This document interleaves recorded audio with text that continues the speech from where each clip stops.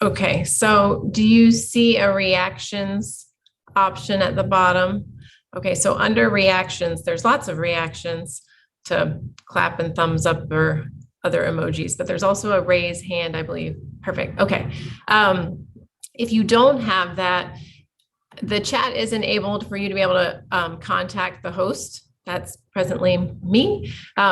So if you're unable to raise your hand in that manner, let me know and we'll certainly add you to the queue. So I don't want the technical difficulties to inhibit anyone from being able to speak. So, okay, great. So we will go in the order of speakers with hands raised. And then I just wanted to highlight, so when we're in council chambers, requesting that nobody else be responding to speakers while they speak. And in addition, council members will not be responding directly during this session. But also requesting, obviously, when speakers have their 3 minutes, you're able to share your video and audio, and requesting that other attendees have their audio muted so that we're able to hear all speakers when it's their turn. And that minutes are going to be kept in a very limited fashion, and that will consist of a list of names as well as just the topic or topics that were spoken to, but not any detail regarding those comments specifically. And so to that end, I will ask speakers to state their name before starting the 3 minutes. And if you have your name, written, obviously I'll do a better job of making sure I'm spelling that correctly in the minutes. But obviously that's your choice. Okay, and so share audio, make sure to mute. Okay, so I don't want to take up too much time because I want to make sure that this time is dedicated to speakers. So I just want to thank everybody for attending, and again, just to raise hands as you wish to speak. And so this evening, and I will be using the timer, and hopefully you're going to be able to see that timer when it starts. So you can see that in a separate screen. So you'll have 3 minutes to speak. So I'm going to stop. Okay, so we are going to start this evening with Nancy Bergman. Can you hear me? Yes, we can, Nancy. We have 4 people at this connection wanting to speak. Oh, okay. So if I will run the clock for 3 minutes, then we'll go to the next speaker. And if individually you could state your names at the beginning, that would be great. Thank you. Okay. So you can state your name and begin if you're going to be first. I'm Sean Halley, and I'm a resident of Whatcom County. I found your most recent attempt to silence the very people you're supposed to represent appalling. Your cowardice and refusal to open chambers and now to take public comment totally off the required meetings shows once again your true colors.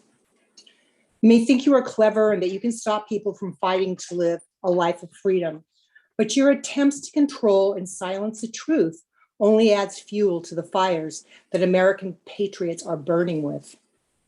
We will make sure we get rid of the stench you emit with your lies, your lockdowns, your medical tyranny, your human rights abuses, and the child abuse you support in our school systems. To that end, I will ask you again, how do you sleep at night? I'm done.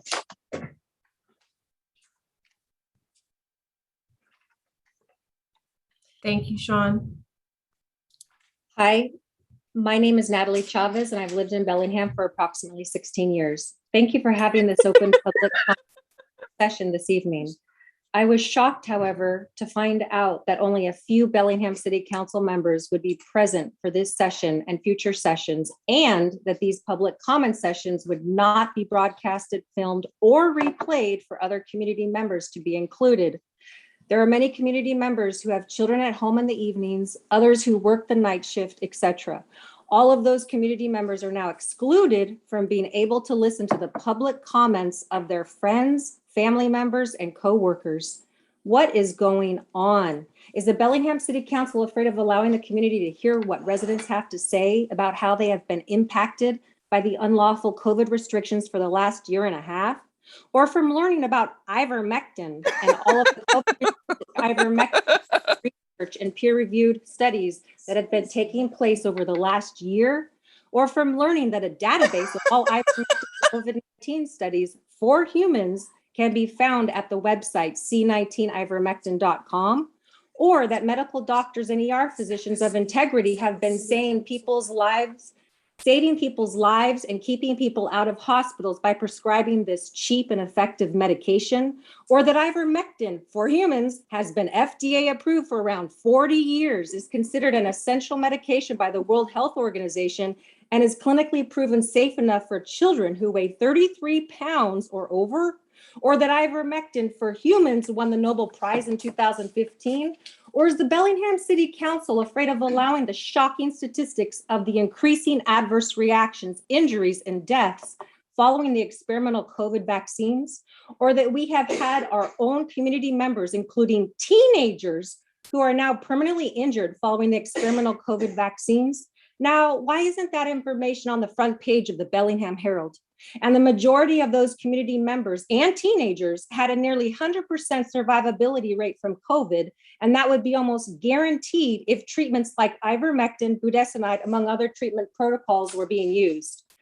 Data released by the CDC on September 17th shows that between December 14th, 2020 and September 10th, 2021, over 700,000 adverse events from all age groups following experimental COVID vaccines were reported to VAERS, the Vaccine Adverse Event Reporting System. The data includes over 14,000 reports of deaths and over 90,000 reports of serious injuries. The data for 12 to 17-year-olds show over 19,000 total adverse events, including 19 reported deaths. Furthermore, there are hundreds of reports of myocarditis and pericarditis in teenagers, with 481 cases attributed to Pfizer's vaccine and over 100 reports of blood clotting disorders, all cases attributed to Pfizer. And I would like to say that was very disrespectful of somebody at the county or the Bellingham City Council to be laughing while I'm speaking about having my 3 minutes of public comments. And that sounded like it was Pinky Vargas. Yeah. So before the next speaker, I just want to mention that the outburst was not from a council member. There are only 3 council members present, myself, Councilmember Lillquist, and Councilmember Huthman. The outburst was from an attendee who has been removed from the meeting, and I apologize for the disruption. Next speaker, please. Yes, hi, this is Nancy Bergman. I was recently written a prescription for ivermectin by my doctor, an MD. I took the prescription to a local pharmacy in Bellingham. The pharmacist refused to honor my prescription. She told me that ivermectin was not approved by the FDA for COVID, when in fact, this is an early treatment recommended by many doctors of integrity.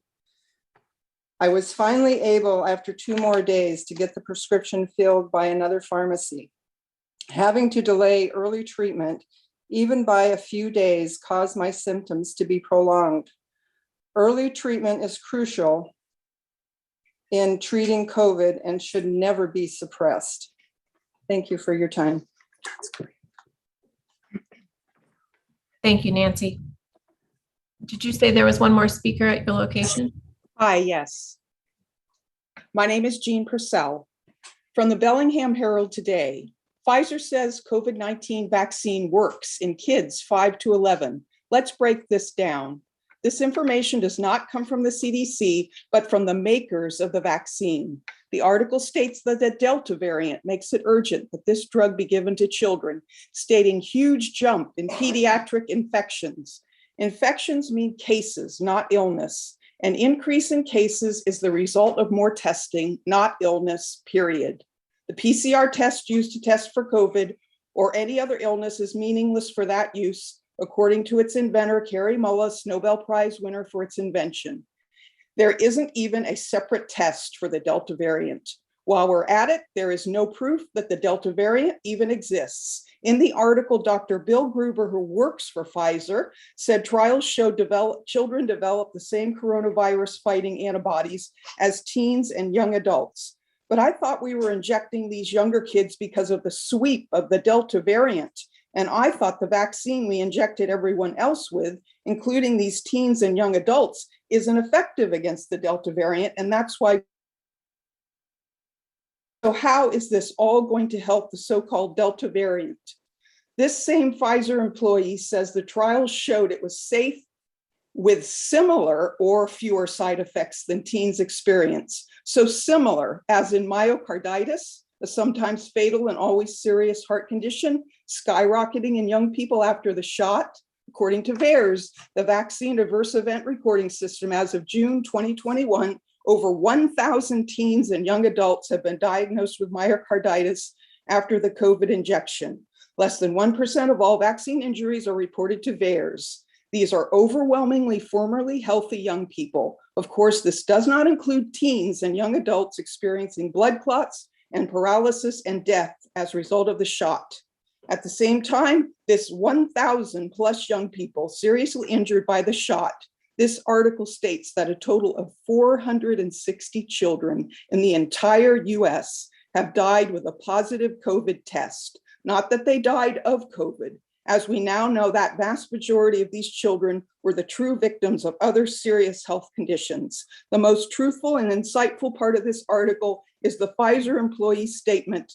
There is a pent-up demand for parents to be able to have their children returned to a normal life. This is the crux of this whole catastrophe: blackmail, lies, deception, greed, and the parents' belief in it all at the cost of our children's health. Thank you. Thank you, Jean.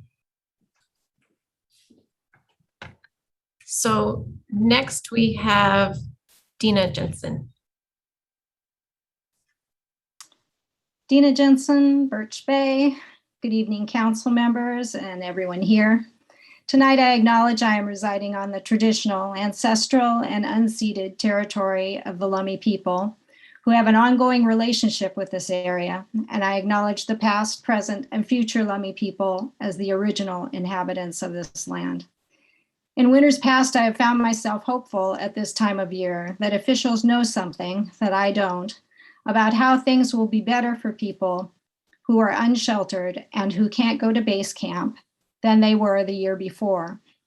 Each year, it is harder to hold on to that small hope. Money for expanded motel stays may possibly cover keeping the increased amounts of families with children in motels. This is an increase in service and funding, but the needs have increased too. And as health department officials were surprised at so many families with children falling into homelessness last year, we don't know what surprises this year will bring. Our community would like to see what things will be better this winter for folks who have been enduring sweeps and notices of impending sweeps during the spring and summer. I want to point out that the severe weather shelter and winter overflow shelter being offered by Christ the King Church is only available by way of Lighthouse Mission Ministries. Lighthouse Mission has control of when the overflow shelter is actually opened and who can stay at the CTK facility. It helps people who can stay at mission facilities, but not those who cannot. Lighthouse Mission is also in control of whether severe weather shelters are activated. In the winter of 2019-2020, there were 3 church-led severe weather shelters that were offered, which could have served well over 100 community members, but which were only open for a very few nights in November 2019 and January 2020.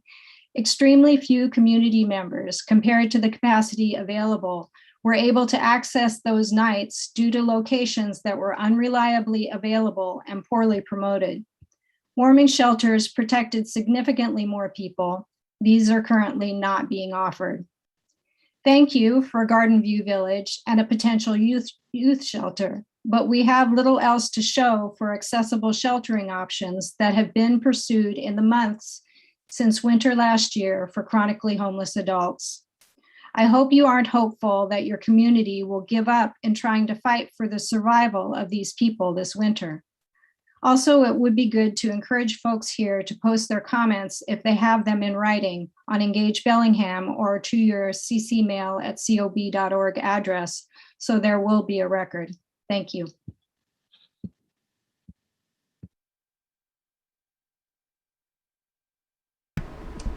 Thank you, Dina.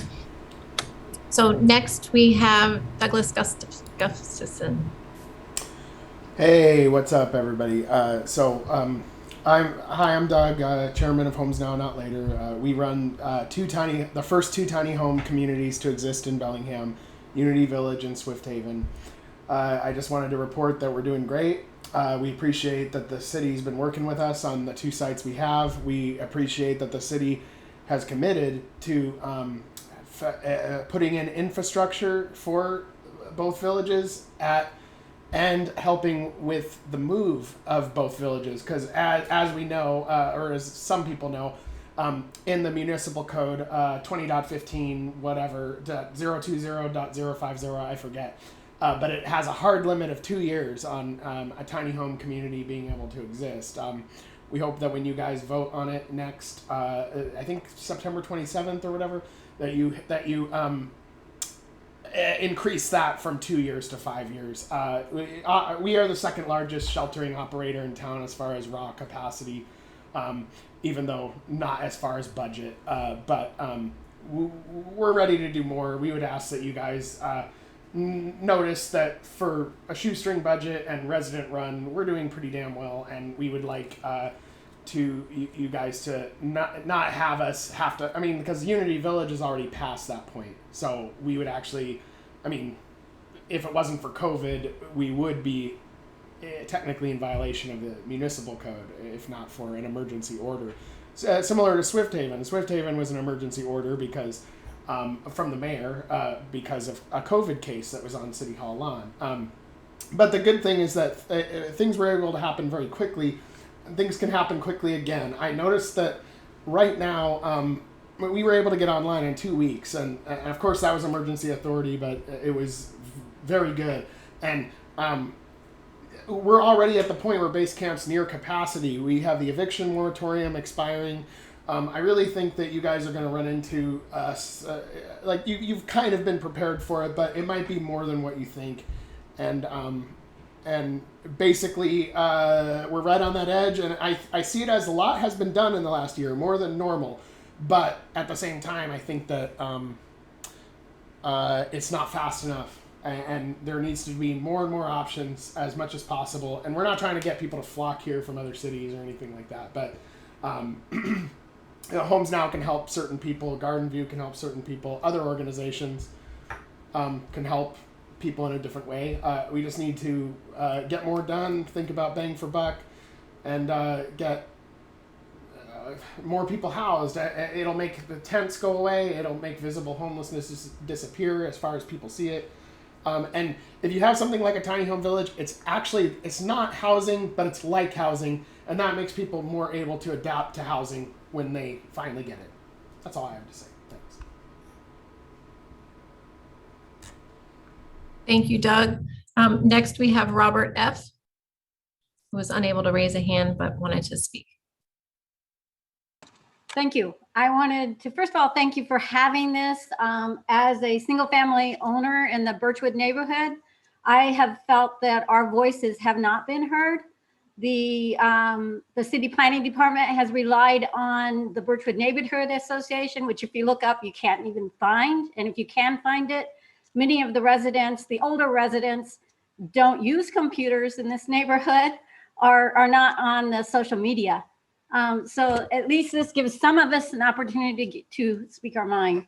I'd like to address the infield toolkit and the, I can't remember, the 20.29 and the 20.28 toolkits, both of which I don't believe there's documented evidence provide affordable housing and seem to be more, especially the 20.29 is more developed for developers. I mean, it's the plan is written for developers rather than homeowners.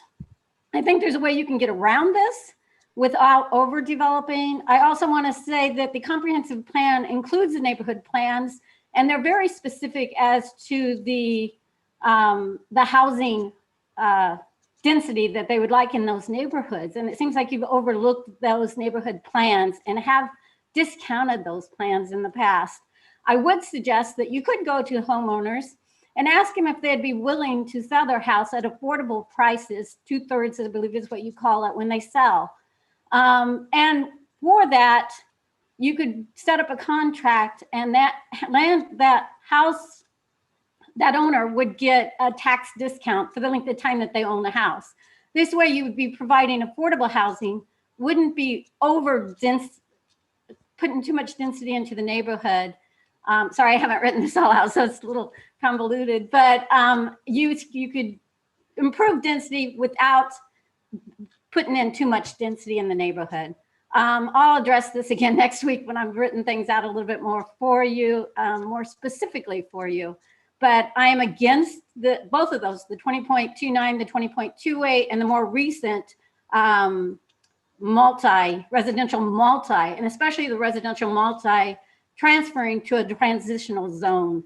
I think all of those are just getting too much density into the Bellingham area, and I don't think you've thought about the long-term consequences. Like I said, I'll talk to you again next week about this in a more comprehensive way. Thank you. Thank you, Robert.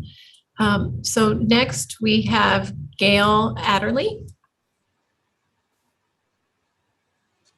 Okay, hi, this is Gail Aderle from Bellingham. I was out doing a homeless outreach today, and I got to tell you, there's a lot of real suffering, real people out there in the here and now. And I know that you do have Garden View coming on and housing for some youth, and that's great. But these are people who aren't going to get into Garden View. They're real people. The storms have torn up their tents, their sleeping bags, their clothes are all soaked. They don't have winter clothing. And I just want you to be aware of how serious the situation is out there. There's a lot of people out there that aren't going to get housing this winter. And if they're not going to get housing this winter, I think the city needs to stop vilifying them, stop chasing them, stop tagging them, offer them some services, garbage pickup, toilets, whatever, treat them more humanely. That's really all I have to say. Thank you. Thank you, Gail. The next speaker is Mark Sidham. Hi, Marcus D. Stidham here. I was previously the homeless strategies work group, now defunct, as the homeless advocate there, county council unanimously appointed. It is now defunct because of government collusion to shut me down, is what they actually wanted to do. So that's just a fact that's on the record, and we have all the emails. And yeah, I'm trying to find out more about that. I read all you all's emails too. So we have no minutes, in this particular comment section, and you're going to record topic only. My topic that I might, what topic. Consider this the lies of government and collusion of civic leaders to silence citizens regarding issues of public health. You can probably header that off that way. You all are working way too hard to throttle and silence public comment. It is not public here. This is not public comment. This is kind of between all of us, isn't it? It's very disappointing to see you not representing us, we who voted you in. It's very disappointing, guys. I've seen the city and the county circle their wagons and pull inward and defensively, feeling like they were under attack through the last year. This is ridiculous. We need leadership. Are you? So disappointing, guys. So Ann Deacon, I caught her little farewell speech to the Committee of the Whole. I heard her repeating Rovian phrases like vitriol and misinformation while she was spewing vitriol and misinformation like she has been for months. Goodbye, Ann. Now we're still here. The citizens that she discounted and in collusion, furthermore, the service interruption that happened at base camp, she said because citizen advocates were on the ground telling people not to go take shelter at base camp. Are you kidding me? How insulting. And how further insulting that you all bought it. And I know you did. I read your emails. All of y'all's. The ones you were worried about too. Some of you all are just not worried about how we perceive you as seeing our public comments. Gene Knutsen's just been totally mean about it. Mean Gene. Thanks, Gene.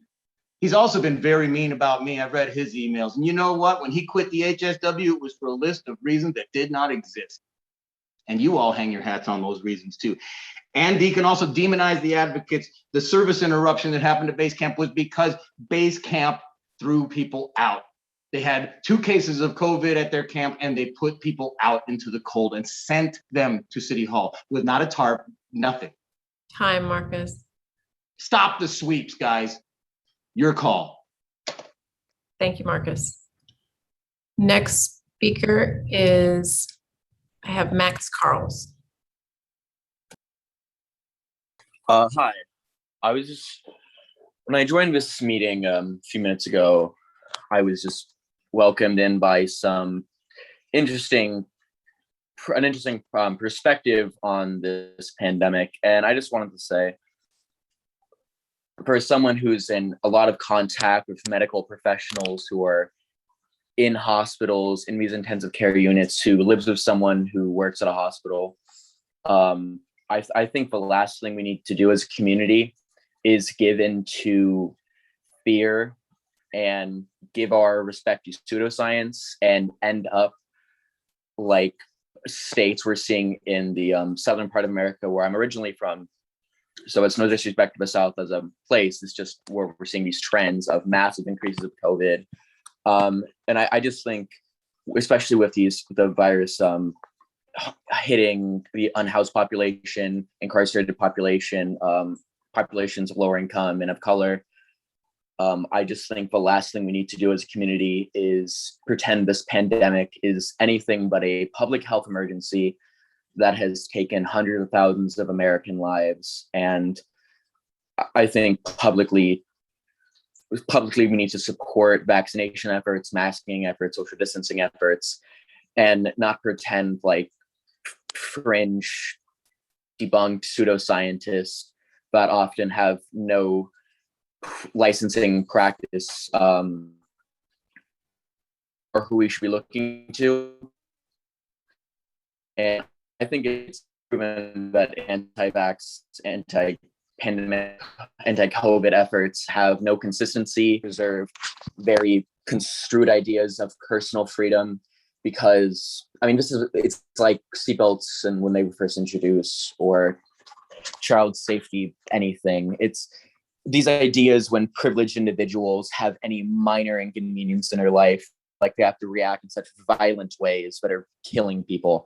And I think the last thing we need to do is let these people win, because what they're spouting is absolute nonsense. And any accredited virologist who was raised my entire life by a doctor, and who has family members in the same field, I just can't believe we're allowing such dangerous ideas to exist on the realms of people in this talking about trying to save people's lives who are unhoused, give people the care they need, the aid they need to survive.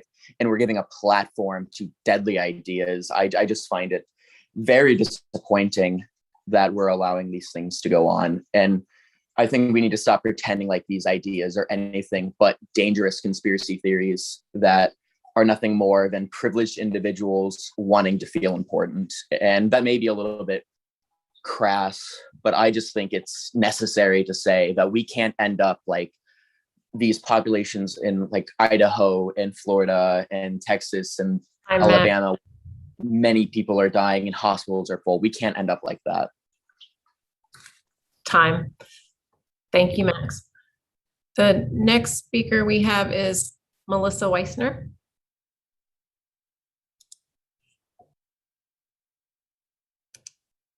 Hello. It's me, Melissa Weisner, legal name Greg. Yeah, these are interesting times.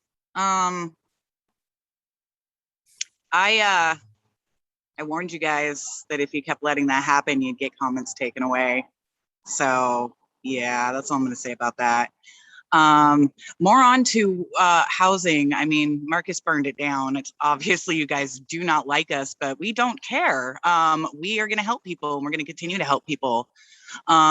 We would like your cooperation. We welcome your cooperation, but we'll do what we need to do to get this done. The fact that most of the summer was spent sweeping them from place to place instead of coming up with solutions tells us all we need to know about the fact that you would rather punish them for standing up for themselves than you would to actually house them and help them. Pretty upsetting, very disappointing, but pretty on brand for everything I've seen from the city. I don't know. I don't know what to do or say to make you better people or to make you care.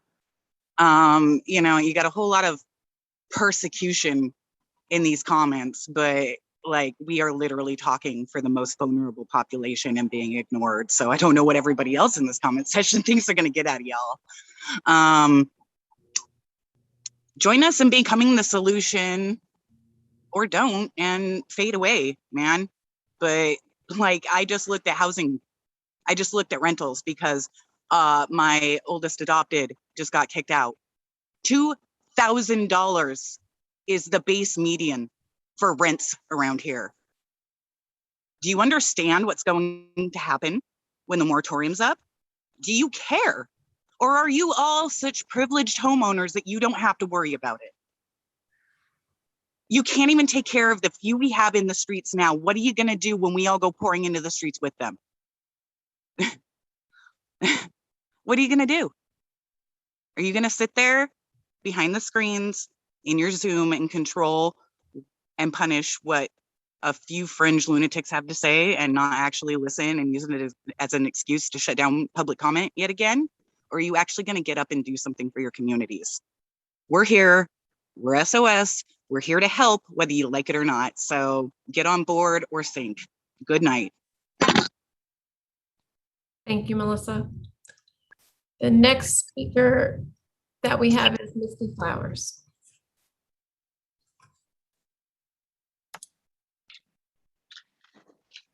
Good evening, Council. Must be really hard to be in your shoes right now. I'm glad I didn't win. A few things I just want to say. For anybody that doesn't know how to raise their hand, there's a little button that's under reactions. It looks like emojis. If you go in there, you can raise your hand. It was really hard for me to find. So it's really great that we can see each other on here, that we can see how many people are here with us this evening. So I'm thankful for that, even though the public comment should be on the council evenings. I find it egregious that we're doing it this way, but this is what we got. As far as homelessness, I would agree with Marcus D that it is being absolutely ignored. And I am now one of the families that are being faced with homelessness here in the coming week. So thanks for that, for ignoring us for 1.5 years. At some point, we have to look upstream when people are throwing babies in the river and figure out why they're doing that instead of just rescuing their children. But I, like many people, just want to have a conversation with you and actually work together to try to figure things out. We're not asking you to have all the answers, but we need each other. And clearly you're going to need us to figure out the coming months ahead. As far as the vaccine issues, there are vaccine reactions. They're real and they're happening to some people. If they're not happening to you or your friends, be lucky.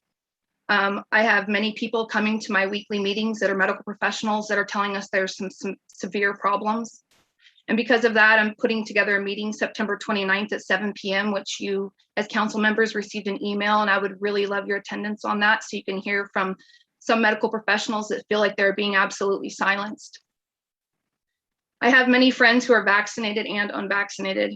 And I, unlike many of our local officials, are willing to actually have a conversation and not demonize people who think differently than me. And I would really hope that you can bring this message to the other council members who chose to not be here tonight or that can't for legal reasons. The last things that I want to say is that I truly believe the reason we're having continued outbreaks is because of poor public health policy. Many people like myself have been prescribed ivermectin over the months, and we, because of it, have been able to avoid getting sick with COVID, and we've been able to stay out of the hospital. We take responsibility for our health, and we don't blame people when we get sick. So if it's if there aren't any reactions or any problems going on, and these outbreaks are from unvaccinated people, then why are vaccinated people are also getting sick with COVID? I personally know some that have. And I would really appreciate if you guys would take the time to open your hearts and your minds to the community as a whole, to the medical professionals that would really like to actually have an honest, open conversation with you instead of being demonized. Hi, Misty. Just 2 more seconds. If we were wrong and we were anti-vaxxers, we wouldn't have police officers and firefighters and medical professionals thanking us for speaking up to you. Thank you. Thank you, Misty. To mention again, thank you for highlighting how to access the raise hand feature. We did go over it at the beginning, but worth restating that under reactions, there is the raise hand feature. If you can't access that for some reason, I also have people sending me messages to raise that they can't raise their hand, and so I'm adding them to the queue. So thank you for that.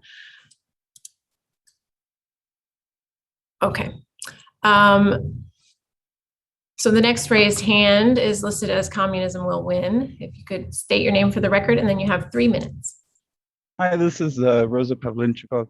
I just wanted to say, first off, please stop using horse dewormers as medicine.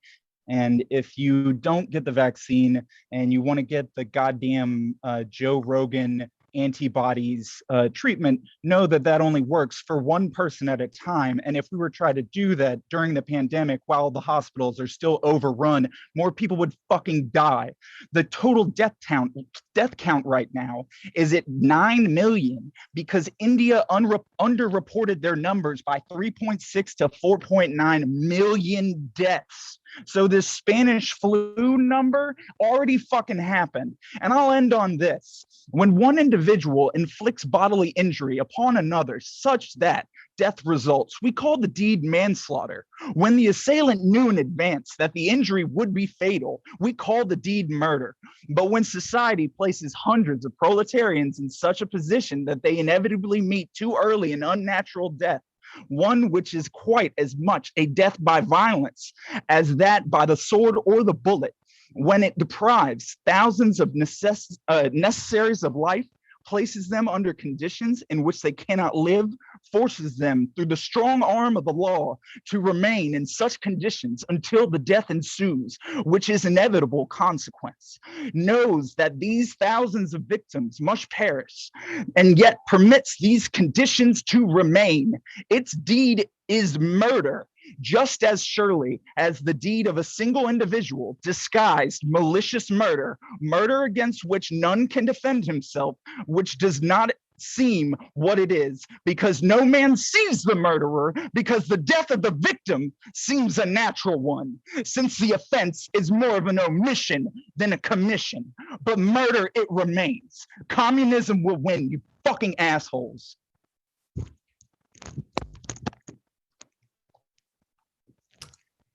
Thank you. Next speaker we have is Owner. Hi, my name is Tyler. Thank you to Misty for helping us find the raise hand feature there. I'm just here purely to say that there is a lot of people who are just in the middle, who are simply in the middle. We don't. We're not from the left. We're not from the right. We don't care about politics. We don't care about what's being said on the internet. I myself have not been vaccinated for anything for over 10 years. I live try to live naturally and try to stay healthy. The whole thing scares me. The whole thing terrifies me and my family. We don't. Especially with the media pressure and the government pressure, it's even more terrifying. So we've pulled our kids out of school. We homeschool. We try to learn as much as we can, but there is people who are completely in the middle of this, and we're not going to go away. We're not going to change our minds on this. I'm just letting everybody know there's a lot of people who are not going to get vaccinated and never ever will. And we're going to defend our right to do this. And it's not from a political standpoint whatsoever.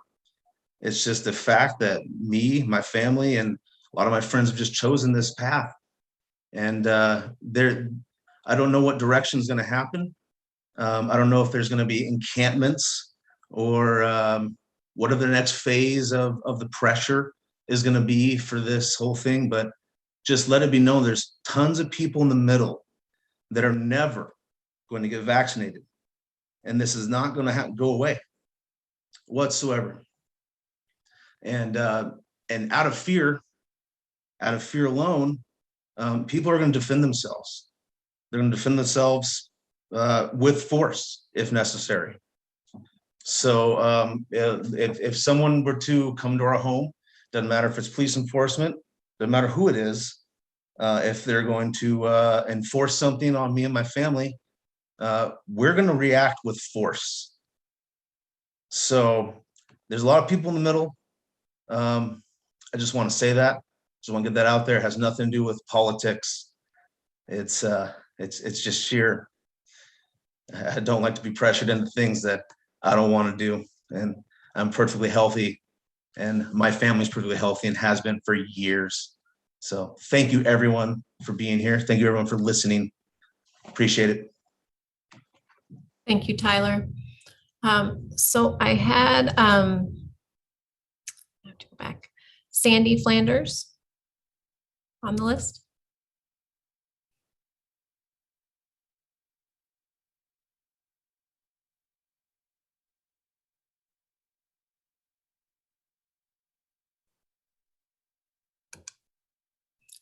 Sandy, are you still there and wanting to speak?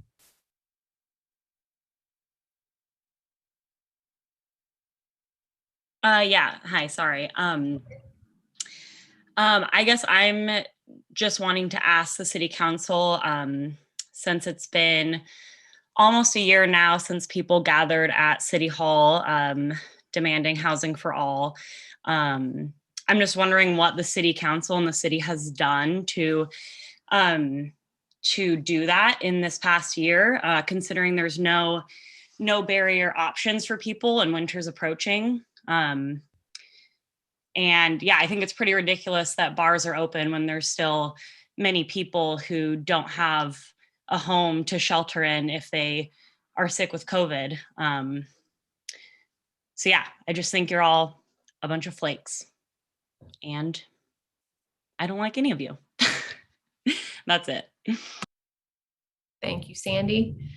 Next, we have Dr. Richard Tran. Hi, everyone. Dr. Richard Tran here. I'm a chiropractor, proudly serving patients throughout Bellingham since 2010. And in the past, I've spoken to the council in regards to protecting individuals' rights in relation to things like masking and asking for actual data considering Bellingham's state of emergency. Just more free flowing from this is, there's a lot of important stories that are being shared tonight by people like Misty, by Owner, even different opinions. And one thing that sticks out to me is that when I see these on a computer screen, it's kind of like watching a movie that I can choose or choose not to engage in. But when you actually see a theater performance and you see things live, you get the chance to not just catch the person's words, but see how the person is actually acting, seeing their expressions, seeing what's on their face. Because our words speak a certain level, but our body language and just being with each other can have so much more of an impact. And that's the type of impact that I think a lot of the people on here are really looking for. I think what we need to do is be able to open up the city council in whatever ways that you guys see fit. And so that these people can actually be heard. And so these people can be able to express themselves in ways that they feel that they're being listened to. I mean, there's only 3 of you here. And I've heard that maybe there's certain rules that you can't have us, have more than 3 people. But you know what? You're even closing the weeks that you are having council with everyone comment at all. So how is it that a council who we've actually elected to represent us are choosing not to represent? What we need to do is come together as a community, come up with viable solutions that work for everyone, and give a place where everyone can be able to be heard. Please open up the city council, allow for that public comment, and allow for people to be listened to and heard. Thank you. Thank you, Richard. Next, we have Karen Francis.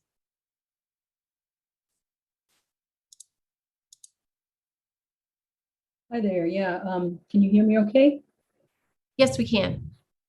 Yeah, I don't have a prepared statement, but I'm having such a gut response here, for better and worse. I want to thank Council President Stone for, it's belated, it's overdue, but at least for offering this format. I think that took courage on your part in the sense that we obviously haven't found a way to have civil public discourse. So I want to thank you belatedly for making this belatedly available. I want to thank everyone here that has spoken civilly, whatever your viewpoints. I welcome to hear what my fellow citizens have across the spectrum of views and concerns. I'm offended by the coarse language and the violent tone of so many people on this format. I recently heard something that really captured for me what I think is a way forward. That is compassion and accountability for all. Thank you. Thank you, Karen. Are there any other people who are present who would like to speak? If so, please raise your hand or send me a message if you're unable to raise your hand.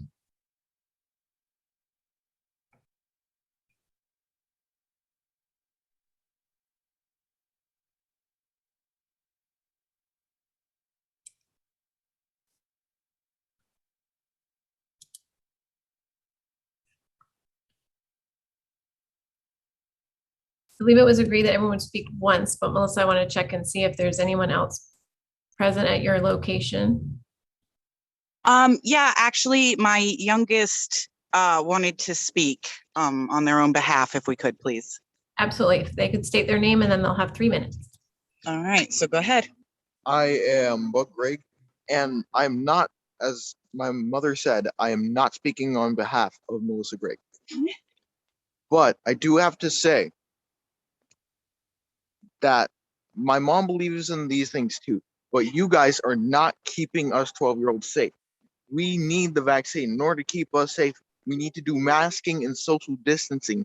Stop taking horse dewormer and stop getting all of your information from quote unquote Facebook doctors.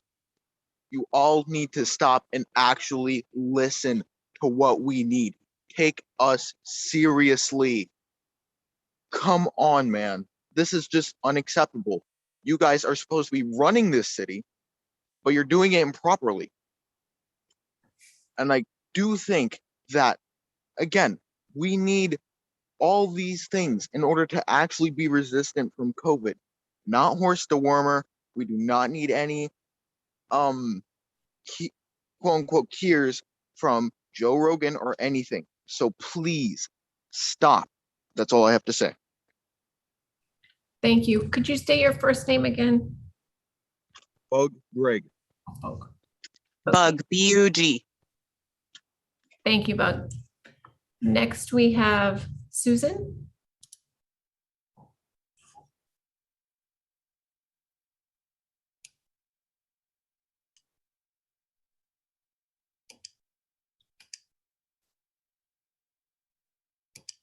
Susan, did you wish to speak?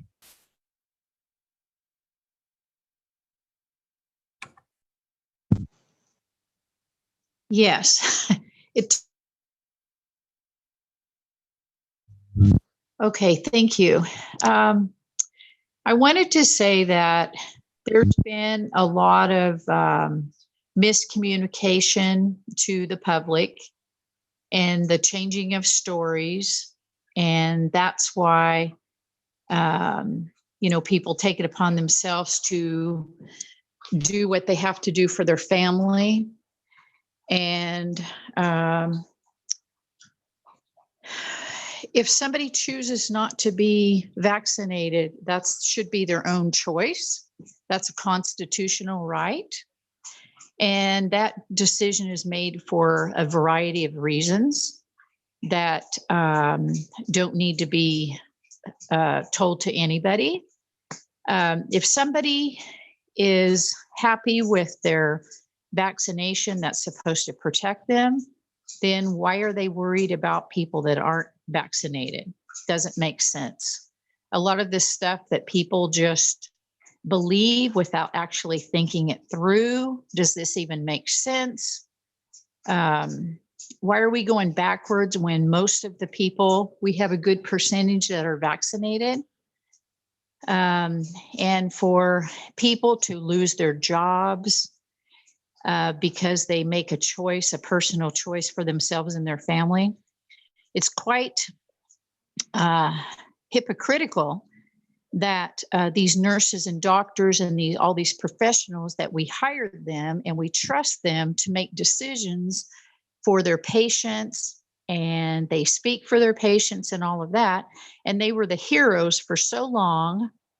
And then now we come to, well, you're not smart enough to make your own decision about your own body when they've stayed healthy this whole time. It doesn't make any sense. It's hypocritical. It's not right. This is America. We have constitutional rights, and this stuff should not be forced on us. This party that used to say "my body, my choice," where did that go to? Because still, it's my body, my choice, and I need to make my own decisions. I stay healthy. My family stays healthy. We do what we have to do. We're responsible, tax-paying citizens. But just like one gentleman said that, leave us alone. Don't try to force this nonsense on us. And if you try to do it, you're going to be met with force. There's a lot of people like that.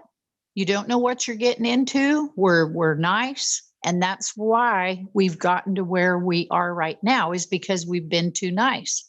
The niceness is going to go away if you try to force this nonsense on us. Okay, we get our rights from God Almighty. Okay. Time. Thank you, Susan. Thank you.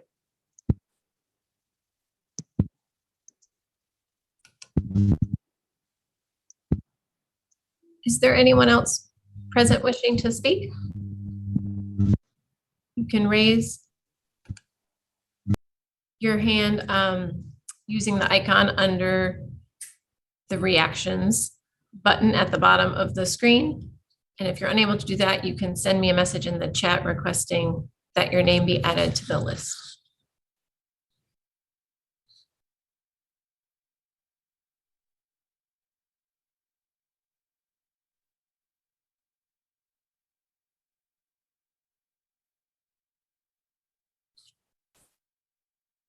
So I'll take the opportunity to remind people that you can also send public comments to the council at our council email addresses, as well as using Engage Bellingham. And the Engage Bellingham can be accessed through our city website through the public comment button that's on the city council homepage.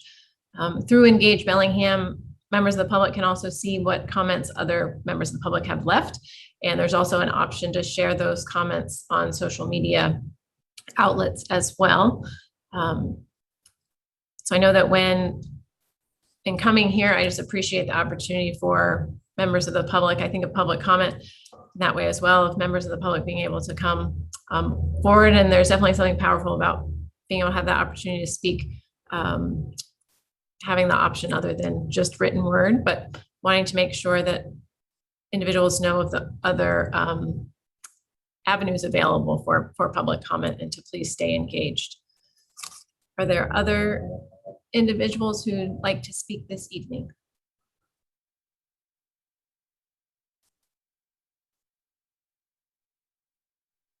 I look forward to being back in chambers as much as everybody else. And just acknowledging as well that this format and having a separate session that's dedicated solely to public comment isn't intended to separate council work from public comment, but rather to provide a space where the time and space can be dedicated solely to public comment, to allow us to hear from as many individuals as possible during that time. And so at this time, the separation is not at all related to us being in chambers or meeting remotely. But for all the reasons that human contact and interaction are important, I too look forward to being back in chambers soon. But in the interim, we will continue to meet remotely and have those opportunities and hopefully increased opportunities in the future for engagement. So I welcome feedback as well as comments and suggestions related to public comment. So feel free to reach out to me directly if you'd like to discuss that further or have ideas to share with council about how we can improve. So thank you for that.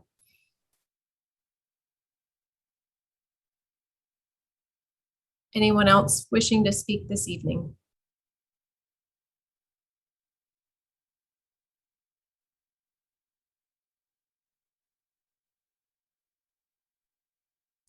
I want to thank members of the public who came forward and were willing to share their comments with the council, and acknowledge that we will be meeting again. We will have the next comment period will be on October 4th at this same time at 7 p.m. It'll be the same link. So to access all of these public comment sessions, the link remains the same. So save that where it's easily accessible, and or share that with others who you think would like to come and speak to council. So I appreciate the time. Again, we're providing one opportunity for each person to speak, but I see that Dr. Richard Tran you have your hand raised again. I'm sorry. I just want to ask a question, because if we are actually opening this up as the open comment section, and there are in fact three council members speaking, I think it would be good or appropriate that maybe the council have some type of word if they'd like to say anything to us as a public. So typically what happens with public comment, and it's similar with public comment that's taken place during regularly scheduled council meetings, is that public comment is an opportunity for members of the public to speak uninterrupted to council, but that there's not an opportunity for that back and forth and discussion. With that said, the hope is that perhaps topics of interest or concern raised from public comment sessions would then later be used to develop something larger that's perhaps more of a space that would provide more opportunity for dialogue and exchange. So thinking about more of a town hall type setting that would be more topic specific, where members of the public, as well as ideally the full council, would be present, perhaps panelists and speakers as well, but it would coalesce around a topic of importance and concern for the community. And so we're hoping that through these public comment sessions, because there's no limit on or no restriction on the topic of choice, right? Members of the public are able to speak to us on any topic of interest to them. And so based on that, wanting to use this as an opportunity to, collect additional information from the community and see what rises, to the level, I guess, where we feel like we could do some good work and perhaps a heavy lift with something larger, like a town hall type setting. And at that time, there would be an opportunity for, more dialogue. But public comment traditionally has just been an opportunity for us to listen and take notes and reflect on that as we continue with our work. And sometimes there is outreach from council members to speakers, at separate times, but not as a part of this session. Okay. And similarly, Doug, I see your hand. I have just something brief to add to this. I do think that this might be an opportunity. It doesn't necessarily have to be defined as a town hall or anything like that. Maybe instead of public comment, maybe it's public engagement or public discourse. And the one thing that I really kind of liked about the county council meetings that I've been to sometimes is that they kind of sometimes can interact with you directly as the person making the comment. One thing that I think you guys would be really it would be really cool if you guys did is if you really did speak to what people were saying or respond to what they're saying in a comment section, in order to like a lot of times people are legit, they know what they're talking about, they have something specific to ask you about, and it would be cool if you could respond to them as a conversation in a public manner, so it's not exactly the format or anything. I don't know that part. I'm just saying that the idea that it's a public record and you speak directly to the public is very powerful. People appreciate that, and I hope that you guys can find a way to do that in a way like this, but where we can talk back and forth. And I think it'll do all of us a lot of good. Policies that people want will happen better and more, and you guys will not just get thrown under the bus or demonized for stuff that you're not even able to respond to. So being able to have that transparency and respond and everything is it's good for everybody, really. So that's all I have to say. Take it easy. I appreciate that, Doug. What I would say in response is that the public comment session as well is something that, to me, it's very important that it's an open format where everybody feels comfortable speaking, regardless their perspective or opinion or position on a particular issue. We represent and serve on behalf of a community of 90,000 people with a wide spectrum of opinions and perspectives and viewpoints. And I believe every one of those is valuable, and that it's important to hear from people. And so that's why it's important in having a setting where people aren't applauding or booing or reacting to individual speakers. So individual speakers are respected and given that opportunity. I think it's difficult then to request council members to respond on a particular particular comment, because then you're sort of picking and choosing what's of importance or what receives a response and what doesn't. And to me, that changes the format and just the feel of that space. But I acknowledge the fact that we can do better, and there's more that we can do to create spaces that are going to allow for that increased engagement. It's very difficult for me to not even just respond with, smiles and nods of support or,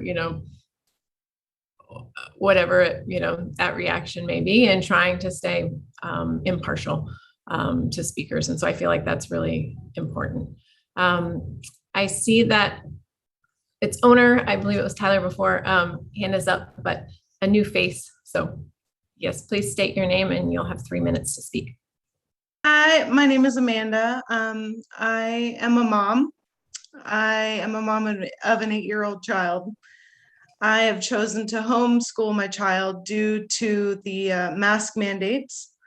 I'm worried about the mask mandates. I'm worried about what they will do to my child. My child is ADD. She has a hard time keeping them on. And from what I've noticed, she's gotten yelled at a few times from not being able to keep the mask on her face. This is keeping her from learning. It's keeping her from being able to socially engage.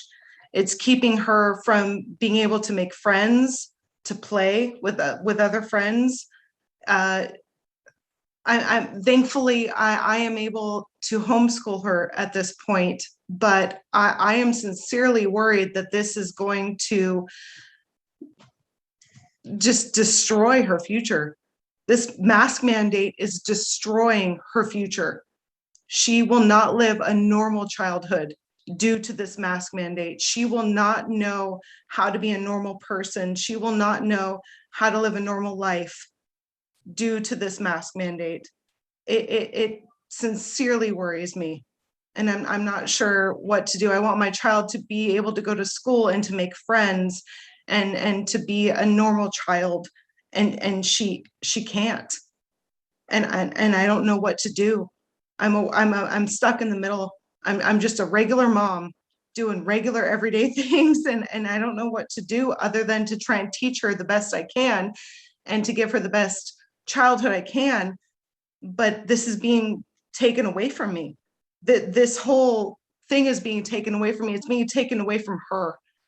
And I really wish that there was something else out there to help our children who had issues with this. I really, really do. And I really wish our city would consider this, because it's really hard for moms to be able to help our children.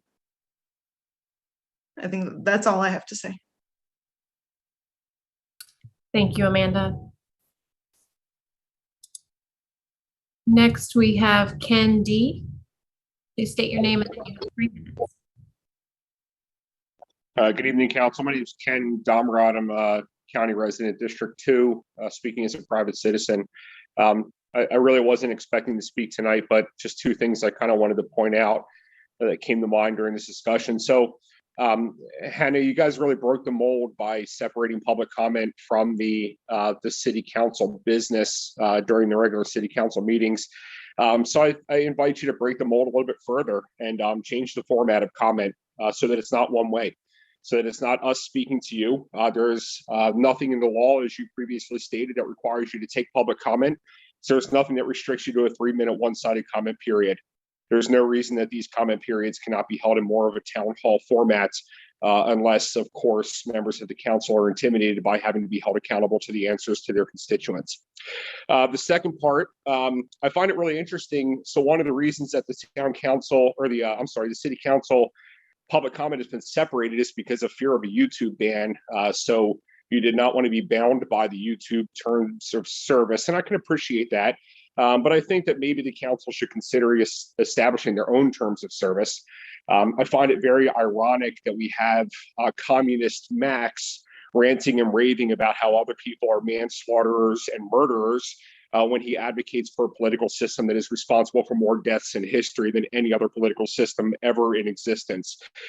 So maybe before the profanity-laden 3-minute rant by that guy goes again, the council should consider that maybe after the first or second F word, or definitely prior to the F and A holes at the very end, they probably should have muted his microphone. I'm not entirely a big fan of censoring the public. I think that people should be able to speak their minds and that profanity has a place in culture, but the council has really chosen to censor and to silence its constituents by separating the public comment period from your typical council meetings. So why not just take it a step further and shut down violent rhetoric from communist supporters? Thank you for your time. Thank you, Ken.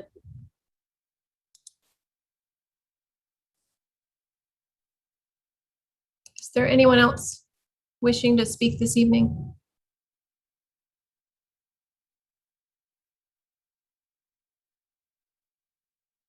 If you wish to speak, you can raise your hand using the reactions button at the bottom of the screen. There's an option for raise hand, or you can send a chat message directly to me with your name requesting to be called on.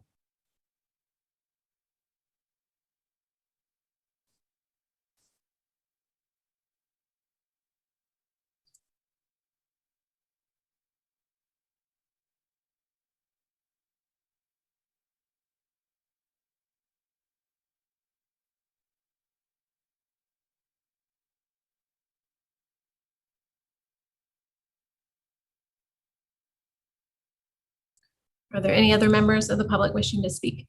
I don't see any other hands raised. But again, appreciate the comments and the feedback.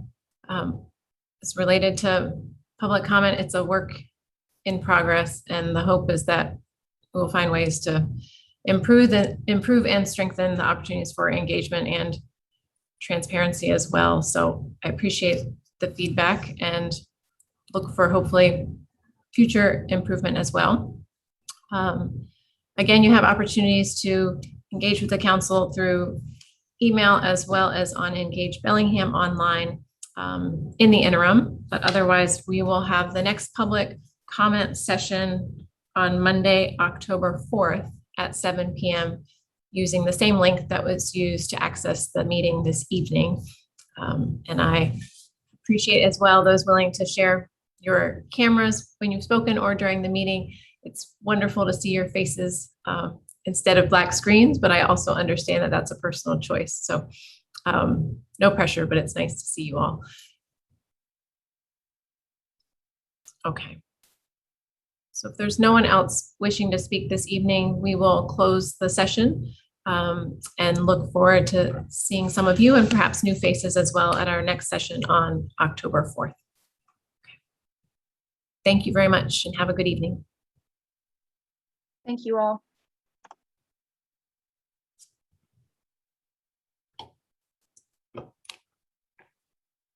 Thank you very much, everybody.